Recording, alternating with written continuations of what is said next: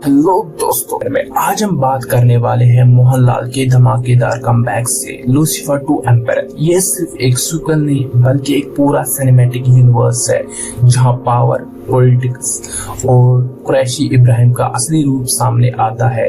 चलिए शुरू करते हैं फुल ब्रेक। मूवी स्टार्ट होती है 2002 के एक सीन से जहां हम देखते हैं दंगे चल रहे हैं हिंदू और मुस्लिम्स के बीच में। एक लड़का डरते डरते एक शॉप में आ जाता है जिसका नाम मोहसिन है।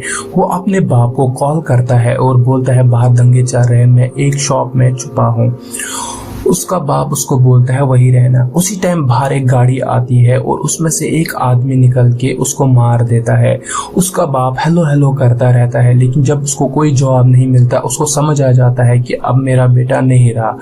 उसका छोटा बेटा उसको बोलता है कि मोहसिन भैया कहाँ है, लेकिन वो उसको जवाब देता है कि वो जल्दी आ जाएगा हमारे पास। और वो अंदर से कुछ पढ़ने लगता है जिससे सबको पता चल जाता है कि वो मोहसिन अब नहीं रहा। कुछ मुस्लिम फैमिलीज अपने आप को बचाते हुए एक हिंदू औरत के घर जाते हैं और वो औरत उनको बोलती है सुबह तक सब ठीक हो जाएगा, आप लोग यहीं पे एक रात रहिए, मैं सुबह उनको खुद समझाऊंगी और बोलूंगी कि ये गलत है। और वो उनको बोलती है आप रेस्ट करें। कुछ टाइम बाद हम देखते हैं जिन्होंने दंगा किया होता है वो बाहर आ जाते हैं और गेट को तोड़ के अंदर आ जाते हैं। और जैसे ही उस औरत को पता चल जाता है वो नीचे आ जाती है। जो लोग दंगे कर रहे होते हैं उनका लीडर होता है जिसका नाम बलराज है। बलराज सीधे ही उस औरत के सिर पे गोली मार के उसको मार देता है और बोलता है कि तुम मुस्लिम्स को यहाँ पे जगह दोगी।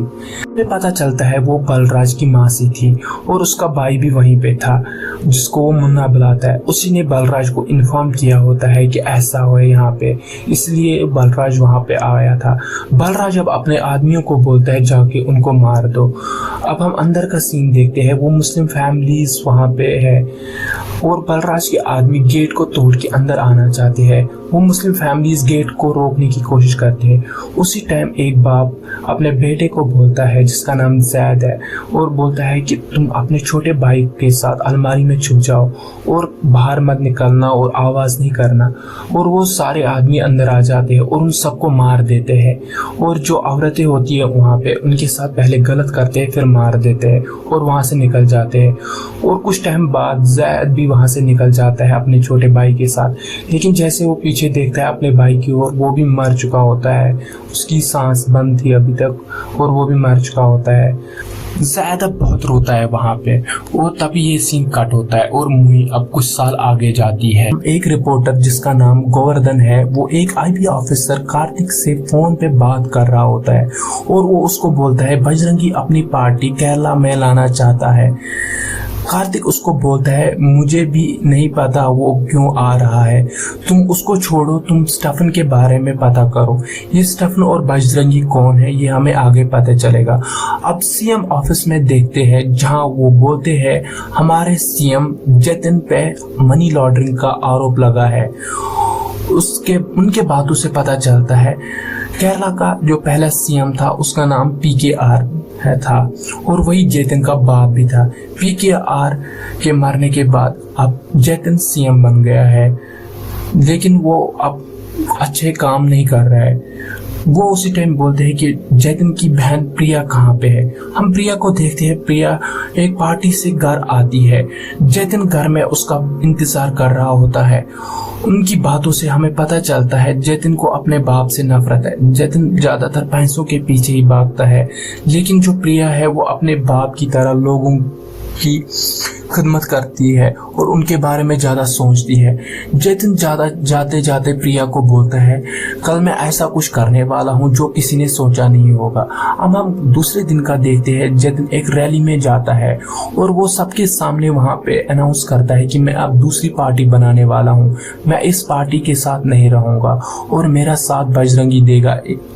और हम उसी टाइम बजरंगी आ जाता है और हम देखते हैं कि बजरंगी कोई और नहीं बल्कि बलराज ही है जिसने 2002 में दंगे करवाए थे और वो दोनों अब अलग पार्टी बनाते हैं। सुनकर सब लोग ये परेशान हो जाते हैं और पार्टी के मेंबर बोलते हैं इसने हमें धोखा दिया और इसको बजरंगी को यहाँ नहीं लाना था, ये केरला को तबाह कर दे। और वो बोलते हैं इस टाइम जहाँ पे स्टेफन होना चाहिए था। इसके बाद हम एक जगह देखते हैं, वहाँ ड्रग्स गाड़ी में लोड हो रहे होते हैं, लेकिन इंटरपोल के लोगों ने उनके ऊपर नजर रखी होती है और वो बोलते हैं माल जैसे वहां से निकलेगा हम लोग उनको पकड़ लेंगे, क्योंकि उन्होंने एक टीम पहले ही रेडी रखी होती है बीच रास्ते में उनको पकड़ने के लिए। अब हम उन गाड़ियों को देखते हैं और वो बीच रास्ते में ही अपना रूट चेंज करते हैं और वो दूसरे रास्ते से निकलने लगते हैं।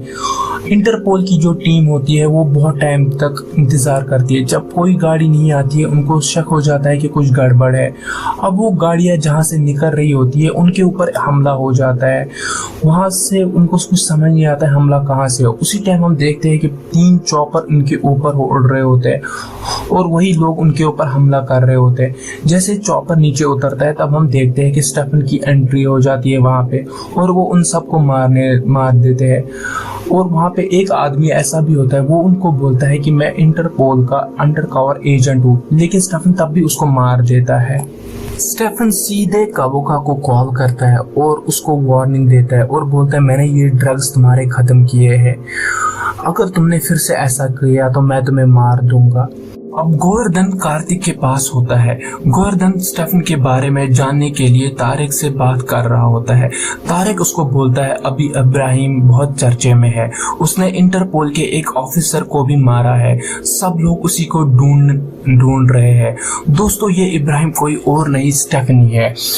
अब हम एक इंटरपोल की एक ऑफिसर को देखते हैं जो अपने बॉस को बोलती है जो ऑफिसर अभी मरा है वो मेरा दोस्त है, मैं इब्राहिम को खुद पकड़ूंगी। उसके बाद हम देखते हैं एक इंटरपोल का ऑफिसर घर आता है और वो अपना एक सीक्रेट डोर ओपन करके उसके अंदर जाता है और उससे वो वहां से वो स्टेफन से बात करने लगता है और उसको पल पल की जानकारी देता है। उसको पता होता है कि स्टेफन अच्छा काम करता है। स्टेफन कोबल को कॉल करता है और उसको मिलने के लिए बोलता है। हम देखते हैं कि गोवर्धन को एक फोटो दिखती है और वहां वो देखता है एक उंगली में वही रिंग है जो स्टेफन पहनता था और उसको पता चल जाता है इब्राहिम ही स्टेफन है। और अब हमें दिखाते हैं स्टेफन का पास्ट। वो अनाथ होता है। PKR ने उसको अपने बेटे की तरह पाला होता है और उसको PM की एक सीट भी दी होती है, लेकिन जैसे PKR की मौत होती है स्टेफन भी वहां से चला जाता है दूसरी कंट्री में। गोवर्धन स्टेफन के एक आदमी से मिलने जाता है और उसको बोलता है मुझे स्टेफन से मिलना है और उसको बोलना है कि केरला खतरे में है और तुम्हारी जरूरत है यहाँ पे। वो लोग उसको उसी टाइम एक इंजेक्शन देते हैं और बेहोश करते हैं और उसको स्टेफन के पास लेके जाते हैं। और स्टेफन से जब वो मिलता है स्टेफन उसको बोलता है कि हाँ मैं ही इब्राहिम हूँ और सब लोग मुझे अलग अलग नाम से जानते हैं। और वो उसको बोलता है कि केरला में बजरंगी आया है और वो केरला को खत्म कर देगा, हमें तुम्हारी जरूरत है। स्टेफन उसको बोलता है कि मैं आ जाऊंगा। अब हम बजरंगी को देखते हैं। बजरंगी भी बोलता है कि केरला में हम अपना लीगल जो काम है वो बहुत अच्छे से करेंगे, इसलिए मैं यहाँ पे आया हूँ। वो ये सब मुन्ना को बोल रहा होता है। गोवर्धन भी अब वहां से निकल जाता है। अब हम इंटरपोल को देखते हैं जहाँ उनको खबर मिलती है कि कोबाल और स्टेफन की मीटिंग होने वाली है और वो वहां पे जाते हैं। जैसे स्टेफन आता है वहां पे वो कैमरा की ओर देखता है और अंदर जाता है कोबाल से मिलने के लिए। जैसे वो अंदर जाता है इंटरपोल उनके ऊपर रेड डालने लगते हैं उनको पकड़ने के लिए, लेकिन वहां पे एक धमाका होता है और हम उससे पहले देखते हैं कि इब्राहिम ने वहां पे झूठी बम धमाका किया होता है। उसने उससे पहले ही कोबाल को मार के वहां से निकल चुका होता है और सबको लगता है कि अब स्टेफन मर गया है। जैसे ये बात केरला में भी सबको पता चलती है वो परेशान हो जाते हैं क्योंकि अब उनको पता है कि हमें कोई बचाने वाला नहीं है बजरंगी से। प्रिया को जतिन की कॉल आती है और वो उसको बोलता है तुम उस गांव में नहीं जाओगी। प्रिया को गुस्सा आता है और वो वहां जाती है। ये बात जब बजरंगी को पता चलती है, वो बोलता है प्रिया उनका सपोर्ट लेके हमें पीछे छोड़ देगी, और वो अपने आदमियों को बोलता है प्रिया को मारने के लिए। अब जैसे ही प्रिया वहां पहुंचती है, वो जैसे ही आगे स्टेज पे जाती है, उसके ऊपर हमला हो जाता है। वो वहां से जंगल की ओर भाग जाती है। वो गुंडे भी उसके पीछे होते हैं। उसी टाइम स्टेफन की वहां पे एंट्री होती है और वो उन सबको मार देता है और प्रिया को बोलता है मैंने तुम्हारे टेबल के ऊपर 2 फाइल्स रखी है, वो पढ़ लेना। वो वहां से निकल जाता है। प्रिया उन फाइल्स को पढ़ के सीधे पार्टी ऑफिस में जाती है और सीएम के चुनाव के लिए रेडी होती है। स्टेफन ने जतिन को भी किडनैप किया होता है और वो उसको बोलता है तुम्हें नहीं पता बजरंगी ने क्या क्या किया है और तुम बजरंगी को अच्छे से जानते भी नहीं हो। और वो वहां से निकल जाता है और वो सीधे अब बजरंगी को कॉल करता है और उसको बोलता है मैंने तुम्हारे भाई को किडनैप किया है, अगर तुम्हें वो चाहिए जहाँ पे मैं बोलता हूँ वहीं पे आ जाओ। उसी टाइम हम जैद को भी देखते हैं जिसकी फैमिली को बजरंगी ने 2002 में मारा होता है। वो भी स्टेफन के साथ होता है। जब बजरंगी वहां पहुंचता है, वहां उसके भाई के ऊपर बम लगा होता है। जैसे ही बजरंगी आगे जाने लगता है, वो बम फट जाता है और उसके भाई की डेथ वहीं पे हो जाती है। स्टेफन जैद को बोलता है जाओ अपना बदला लो, और वो दोनों बजरंगी और उसके आदमियों को मार देते हैं और ये कहानी यहीं पे खत्म होती है। अगर आपको ये वीडियो पसंद आया तो वीडियो को शेयर और लाइक सब्सक्राइब जरूर करना।